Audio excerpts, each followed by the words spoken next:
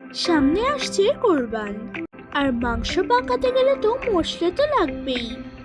তাই আপনাদের জন্য আজকে আমার আম্মু এমন কিছু মশলা দেখাবে যেগুলো গরুর মাংসতে অ্যাড করলে অনেক বেশি ঘ্রাণ আসবে আর অনেক বেশি টেস্টও হবে। By the way, Assalamu alaikum. I am Nusrin Nashrin and welcome back to Nusrin Nashrin Cooking Channel. প্রতিদিনের মতো আজকেও আমার আম্মু আপনাদের সামনে হাজির হয়ে গেল একটা ইজি রেসিপি নিয়ে। সেটা হচ্ছে গরুর মাংসের সিক্রেট কিছু মশলা। বেশি কথা না বলে so let's go to my kitchen and just cook. At first আম্মু এখানে কিছু মশলা রেডি করবে। So at first আমরা এখানে নিয়েছে লং এলাচি, দারচিনি এবং তেজপাতা, নিয়েছে কালো গোলমরিচ, সাদা গোলমরিচ, আমার আম্মু নিয়েছে গোটা জিরা, গোটা ধনিয়া, আর আমার আম্মু নিয়েছে কিছু সরিষা।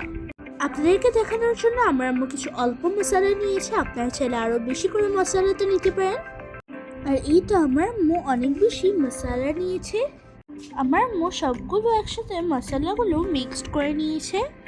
আমার আম্মু এই মশলাগুলোকে ভালো করে ওয়াশ করে তারপর আমার আম্মু রোদ্রে ড্রাই করে নিয়েছে। আপনারাও কিন্তু এগুলোকে ভালো করে ওয়াশ করে তারপর আপনারা রোদ্রে শুকাতে দেবেন। অ্যান্ড দেন আমার আম্মু তারপর চুলায় চলে যাবে, চুলায় দিয়ে দেবে পাইপেনে আমার আম্মু এক এক করে সব মশলাগুলো এখানে দিয়ে দেবে। আপনাদেরকে যে আগে থেকে দেখিয়েছিলাম লং এলাচি, দারচিনি এবং তেজপাতা, সেগুলো আমার আম্মু এখানে মশলাগুলো অ্যাড করবে।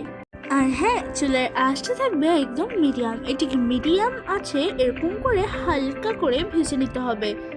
আর আপনারা যদি এগুলোকে বেশি করে ভাজেন তাহলে মশলাগুলোর গ্রানগুলো চলে যাবে আর খেতেও মজা লাগবে না। সো এই তো আমার মিডিয়াম ফ্লেমে এরকম করে মশলাগুলোকে হালকা করে ভেজে নেবে। এই তো আমার ভেজে নেওয়া হয়ে গিয়েছে। সো আমরা চুলা থেকে মশলাগুলো নামিয়ে নিয়েছে। আর হ্যাঁ, আমার মশলাগুলোকে ঠান্ডা করার পর আমার এখানে নিয়েছে ব্লেন্ডার জগ। তারপর আমার ব্লেন্ডারে সব এক এক করে ফ্রাইড মশলাগুলো দিয়ে দেবে।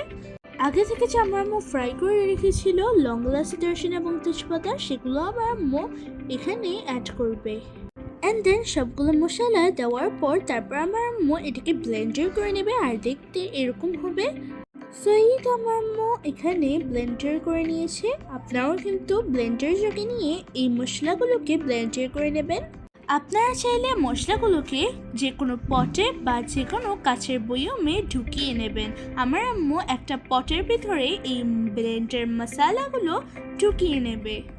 আর আমার আম্মু মশলাগুলোকে প্রায় 1 মাস ধরে সংরক্ষণ করে রাখবে।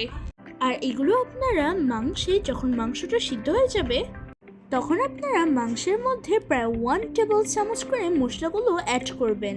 তারপর আপনারা 5 মিনিট চুলায় রেখে নামিয়ে নেবেন। আপনারা যদি মাংসের মধ্যে এই মশলাগুলো যদি আপনারা অ্যাড করেন তাহলে তো আপনাদের বাসায় পুরো ফ্রেগ্রেন্সে ভরে যাবে। আর সবাই তো মাংসের ঘ্রাণ শুনে বুঝেই যাবে যে আপনার মাংসটা কেমন হবে।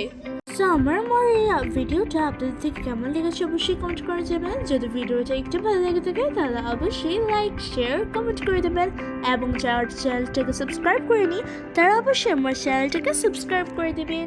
এবং যারা আমার চ্যানেলটাকে আগে থেকে সাবস্ক্রাইব করে রেখেছেন তাদেরকে জানাচ্ছি অসংখ্য ধন্যবাদ। আর যারা আমার ফেসটাকে দেখেন তারা অবশ্যই আমার ফেসটাকে ফলো দিয়ে সাথে থাকবেন। আজকের মতো বিদায় নিলাম। সবাই ভালো থাকবেন, সুস্থ থাকবেন এবং আমাদের জন্য দোয়া করবেন। আল্লাহ হাফেজ। Take care everyone.